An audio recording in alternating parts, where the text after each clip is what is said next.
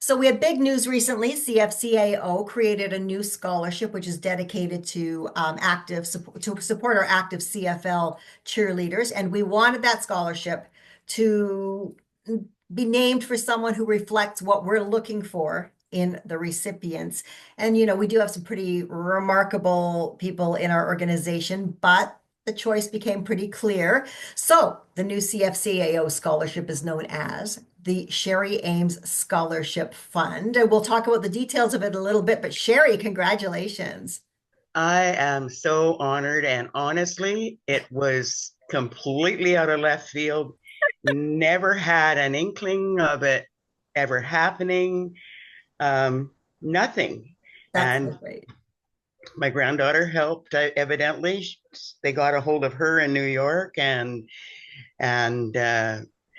they were. I mean, she came home for Christmas, not a word, not anything, and then I get an email, and I'm still kind of blown away about it. I really am, because there's so many deserving people. There is so many. You don't realize it until you get into it, how many people really, really deserve Hmm.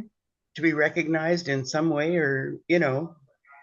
and anything that we can get out there, anything at all, I think is great. Hmm. I think this scholarship is absolutely awesome because of what it is and what it represents.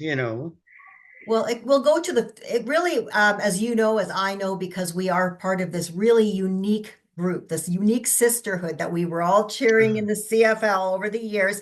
Um, and you've met many, many interesting and remarkable people, as have I. So this scholarship will go to foster some of the next generation achieving what they can achieve. And that's got to feel great for you to have your name It tucked away. it really is, because if you were a cheerleader in any or belonged to a cheer team, or like the stunt team, the drill team, any of that, you realize that you put on a uniform. The minute you touch your foot to that field, you are an alumni, Hmm. and nobody gives you much of anything. I mean, you don't, you get support, yes, but you don't. You put out a lot of time, a lot of money, so you really have to love it in Hmm. order to do it. And this, I think, is really great, because it seems like once your tenure is finished and you're not cheerleading, it kind of gets foggy in that area. Hmm. So for people to know now that they're cheerleading and that there is some opportunity for them, I think is really great. I don't even know how to explain it. I really don't, Sharon. Well, like I said, it's really unique to belong to this group. You can't, I mean, it's just, I would like to see it just develop and blow up. And I mean, it has literally blown up quite a bit in the last couple of years. Hmm. And so, um, it's just getting the people to understand, that the alumni to understand how important it is Yeah. to belong, to, you know, connect with one another, to, it just is, it's a lifelong thing. It's like any other alumni. You Hmm. can belong to a sorority and you're a lifetime member. This is like a sorority. That's a really great comparison. That's an excellent comparison. And there, you're right. There's nothing quite like it. I mean, whether you meet people virtually or in person, I mean, going to the Grey Cup in Vancouver this past November, and a lot of alumni came and to meet, I met people from all over the place, like from everywhere. Yet we all meeting for the first time, we all had something in common right off the bat. Well, and it's to me, it's just, I really get a chuckle out of the fact that you can decide to do something like this for, that they did for Grey Cup. Mhm. And you can give a cheerleader a video, a CD, or something or other, give her a very short time period to learn it, can be at one end of the country or the other, and that they come together, they put it together with a smile, and it's on the floor or on the field, just like That's that. right. It's just like it's a miracle. We never lose it. Once you're a cheerleader, always a cheerleader, right? That's right. That's Yeah, that's right. right. And this scholarship, like I say, I knew nothing about. I don't even know what it's about technically. Ah. Well, shall we tell? Well, let me tell you a little about that because it's really actually pretty cool. And I mean, as you've probably watched your kids or grandkids who are going toward university, I know for my daughters, they spent time applying to get scholarships because it's pricey going to school and any assistance you can get. Now, this scholarship will be something that current active cheerleaders can apply for if they're going to post-secondary education. And they'll have to do an application, and that will be reviewed by our dedicated team of people who will be reviewing the scholarship applications. So any active CFL cheerleader, they have to show academic excellence, leadership qualities, and active participation in community service. So the kind of like all around, which that's what cheerleaders do. And I mean, nowadays, my granddaughter would not be going to New York had she not worked really hard. She has 3 years of university here.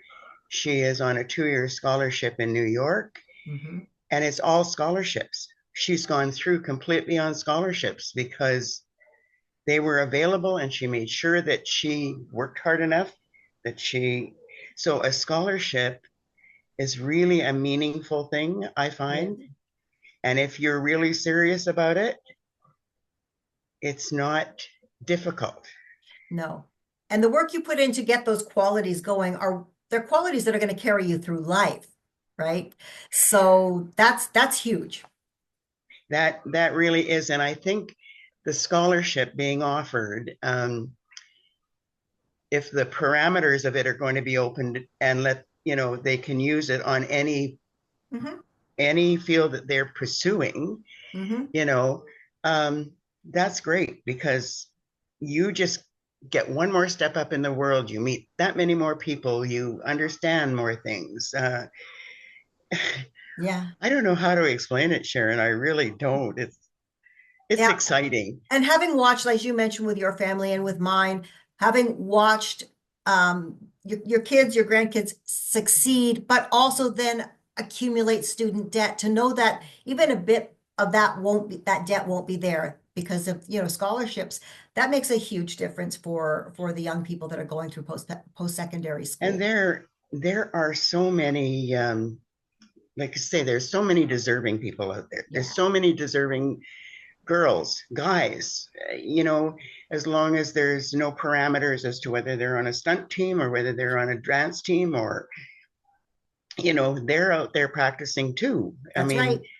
They're out there giving up their time, going out in the community, working with the kids during an exhibition or something, or they're out there and they don't get the accolades that a lot of, I've even noticed that the players will be out serving meals and the players will get the recognition and that the cheerleaders will be out working with, children and different things like that. But you don't hear about it as much. Not as much. No, it's true. That's true. And so if that will promote that, that's great. It's really great. I mean, yeah. Go ahead. Oh, yeah. I've been known as a storyteller all my life. So, well, good, because I want to ask you about because I cannot talk to you and not talk about your time on the field. And I mean, even before being a cheerleader, you've been an Esks fan for like ever, right? And even now, I kind of slipped back from the Elks to the Eskimos kind of thing because I still call them the Eskimos. my whole life basically has been with the Eskimos until the name changed a couple of years ago. But I mean, I was 7 and my aunt and uncle and my mom and that had season tickets to the game, got season tickets to the game. We used to walk to the stadium. And at that time, it wasn't the Knot Hole Gang, it was the Weston's Junior Quarterback Club. Oh, the quarterback club, yeah. Yeah. And that cost you a whole quarter to get in there, And So that's where I spent the first years, you know, like 7, 8, 9, Mhm. 10 sort of thing, 11. But because my family was, you know, always Eskimos, Yep. everything. And so consequently, when I got a little older, I got a chance to do some things for them in the office. Oh, Uh, wow. do some type. I was 12 or 13 when I would do some typing or make up lists and stuff for the players' party or the rosters for the club, like not the cheerleaders, but the actual football players. Mhm. And because my mom and my aunt went to, they had what was called the Ladies Quarterback Club at the time. And it was um, women who were interested in football and the players' wives. And I still talk to, for example, um, like Johnny Bright's wife, Rolly Miles's wife, Really? kind of thing, and ran into her by accident through a friend of mine that I worked with. That she was still around, but um, even though I was young, I was allowed to join. And I mean, those times were just awesome. Brian Hall was the master of ceremonies at the meetings, and the players would come and the women would ask them all kinds of questions. And I remember one time somebody said to Normie Kwong, who is very short and kind of Mhm. stocky, like, how do you hang on to that ball and run like you do? And he look at this and he points, you know, and he says, I lift the lid on the pot, I stick the football in it, I close the lid, and I run like hell. And I mean, so it was always interesting. And we did even a halftime show, the Ladies Quarterback Club, and it Really? was in the Toronto Star Weekly Mhm. at the time, and we did all kinds of things like Marianne Miles had a pair. Well, anyway, she was had lingerie on. She was doing she was doing a sleeper play, you Oh, know, that's funny. and explaining to the crowds what these different plays were, you know, in costume and that. And then after that, I just always kept contact with some volunteering with this, that, and the other thing. And then uh, we had cheerleaders in the 50s, Mhm. but they disbanded. And so 1960 came along, and I was just fresh out of school and in my first year of university. And I thought, gee, we don't have cheerleaders anymore. So I went to the people that I knew in the Eskimos organization and said, we don't have any cheerleaders anymore.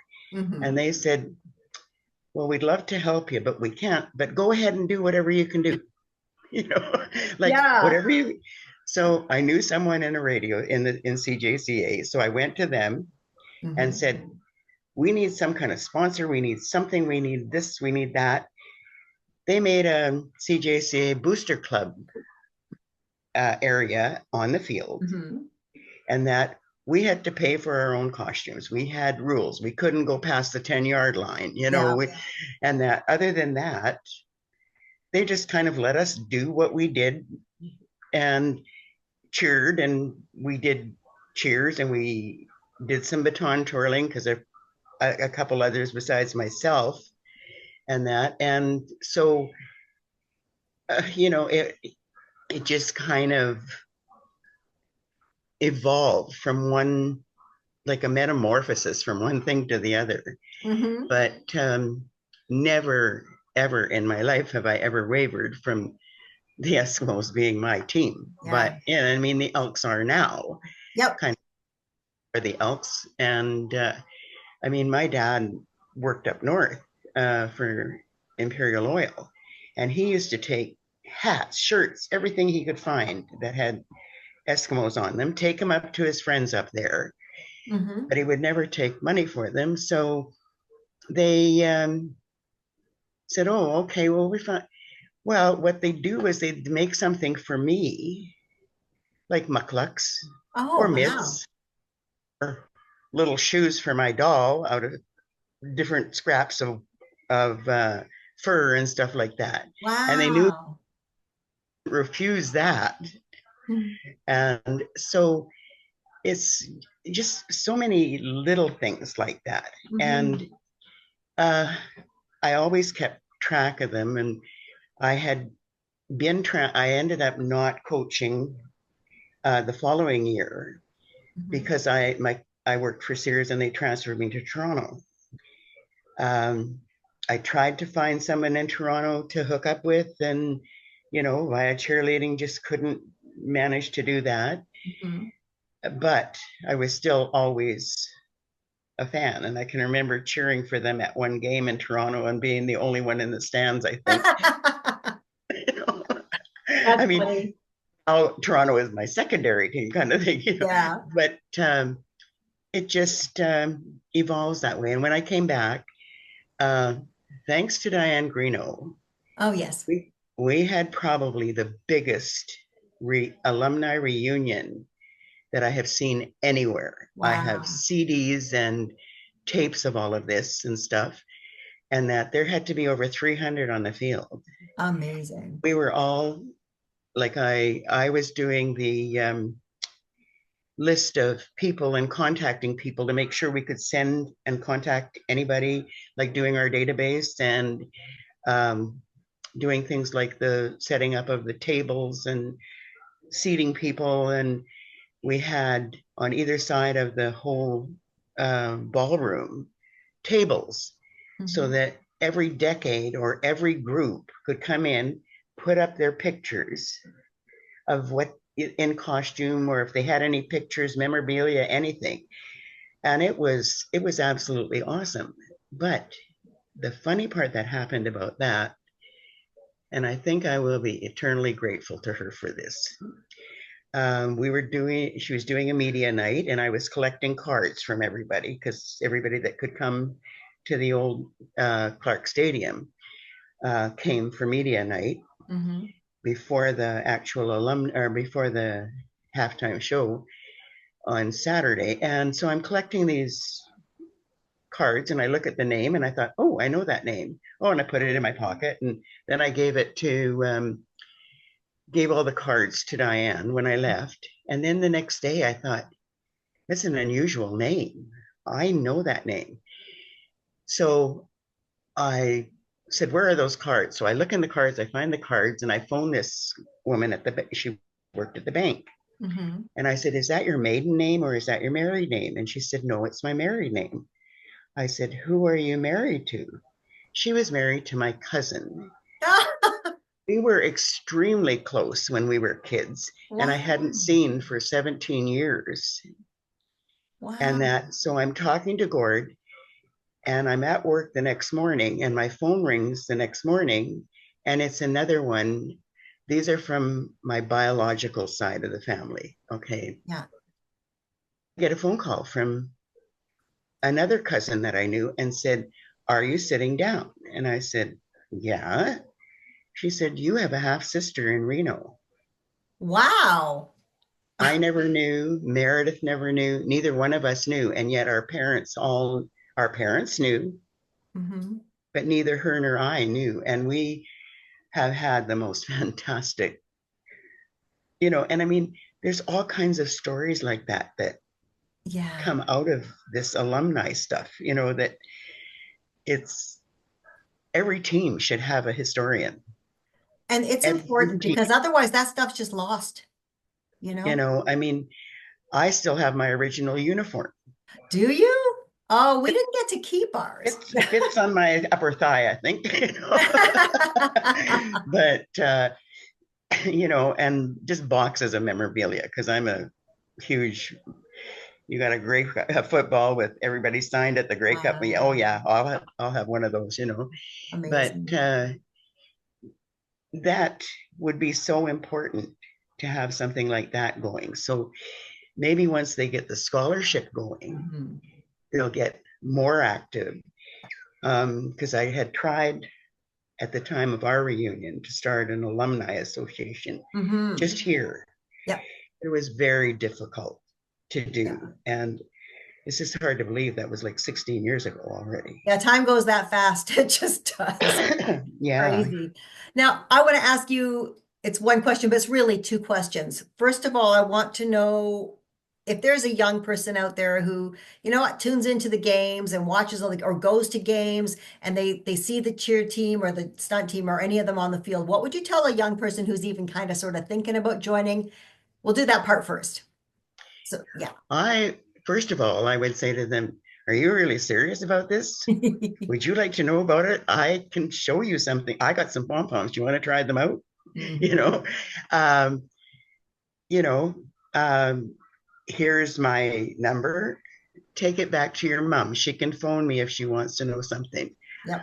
I'm not fully involved in the current cheer team. Hmm. I can direct you to who is involved. And what would you Like tell them about what, by I joining, would tell it's them more than being on the field. What would you tell them about the experience of being part of something like that? the experience is the amount of fun that you have for starters. It's Mhm. hard work, very hard work, but all of a sudden you acquire a field full of friends. Yes. And these people are friends of the heart, not just not family, they're more than family. They Hmm. really are. They're friends of the heart. And um, you will meet people that you have never met before that you will just love, Hmm. and the experience will get you somewhere else, maybe another step up Yep. as to what you decide that you're going to feel that you're going to go into. Or just from knowing these people, you're going to get confidence. Hmm. You're going to learn how to work with others. There's so many things that you will learn just being a cheerleader. That's right. Now, the second part of my question goes to the alumni part of it. And I know there are people, there are women out there that were cheerleaders, have not joined CFCAO. Now, you were one of our very first members. So, what do you tell to that former cheerleader from whatever decade she is? Why should she join the CFCAO? When it first started, I was asked by the current coach of the Eskimos to find out what the heck that was. Go find out what that is, kind of thing. You know some people, go find out. So I phoned, and as luck would have it, I got a hold of Raeanne, Mhm. and I had some phone meetings with her. And then there was a girl that was tied in with the current, and she became a liaison Mm. between myself and Karen, kind of thing. Mhm. And so I wrote up a thing of what I felt, because on these, I just list of questions, and Raeanne answered all of these questions, and I would have joined even sooner. I probably would have been the second member if I'd have, but I kind of waited for this other person to join, because I thought, okay, if we can get her. Now, I got some of our 60s girls to Mhm. join, but there was still some feeling at the time that um, what do we get for our money? Yep. And this was seniors. So a lot of seniors are very careful about their money but um, we've had some good directors here. And excuse me, sorry. Mhm. I mean, uh, Cassidy and Kylie Oh, they're great. Yeah. they have been awesome. And it is hard to get the word out Mhm. to the masses, kind of thing, about what CFCAO is all about, Mhm. because um, you can get on their website and you can ask to join, kind of thing, Mhm. which is great, but you don't hear a lot of the background that's going on. Right. You don't hear what is being planned, or um, like I had said to Cassidy and Kylie, maybe this coming Grey Cup, all of the current cheer coaches could have a meeting with Yeah. decades representatives, this type of thing, make some time in there so that people will be able to find out more things easier than what it is right now. Mhm. Um, I mean, I get a post that there's a cheer team. Ooh, Sorry, I don't know what Okay. that was. Um, that there's a cheer team uh, thing happening or something, or that they're doing tryouts and that. I posted on my Facebook. Yeah, I that's mean, if they're, amazing. I mean, I'm not involved in it, but there may be somebody else out there. If they could only get people to even do that, Mhm. like enough people that are interested in doing that. Well, it's growing. And as you mentioned, when we first reached out to you in the very beginning, um, it's hard when you're a brand new organization. Oh It's boy. so hard, but I tell you what, the stick-to-itiveness, I love that word, and it's really paid off as we've seen now in the growth of our membership, and that members are from all over the country are starting to actually have connections and become friends, and it's really becoming robust. It's a tough thing to start, but boy, it's really gaining momentum now, and it's exciting to be a Well, part of it. it was really nice to see that. Who is it? Was it Raeanne and Patty? Were they the ones that went to the NFL one? Rayanne and Tiffany, yeah, Pardon? Oh, and Tiffany, Tiffany, yeah. yeah. That went to, which was awesome Hmm. for them to go to that and see, what they had to offer and suggestions that they had.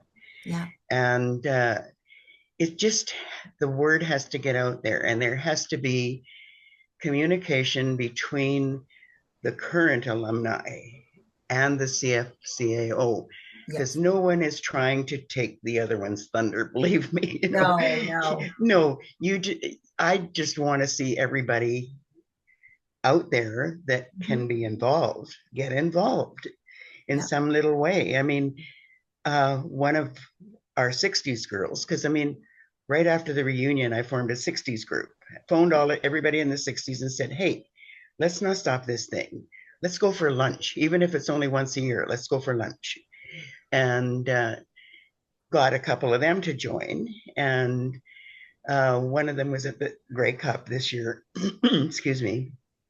And but when she went last year to Hamilton, like I gave her all the phone numbers, Linda's phone number, everybody, how to get a hold of people down that I had met through different Facebook and messaging and stuff like that, and said, hey, there's something going on down there. When you get there, phone these people. And they got to be on the floats and they got to be Oh, in the that's parade, you awesome. know, kind of thing. So much So, fun. Well, all of the things you're talking about, this is why, see, because of the person you are, this is why you have the scholarship named for you. So I want to repeat again for anybody that wants to join the Shari Ames Scholarship Fund is available to for any current cheer team or cheer team, dance team, stunt team member that wants to apply for it. We're looking for all those fabulous qualities. And Shari, we are so thrilled that you are the namesake of our scholarship. I am so, so, so honored. I can't even tell you. I still get a little choked up about the whole thing, Sharon. It's just something that I didn't expect, and something that I know there's a lot of people out there that, a lot of people out there that aren't sort of recognized for what they really have put into getting this off the ground. I mean, I hope this contact is going to each one of the cheer coaches, Oh, yeah. you know, so that they can share it with their current teams and Mhm. stuff, and really, really, really get it out there. I mean, I would love to see a really good competition. Mhm. I mean, anywhere from BC to Montreal, doesn't matter where. If you've got someone that's worthy of that, they should get a chance of being looked at.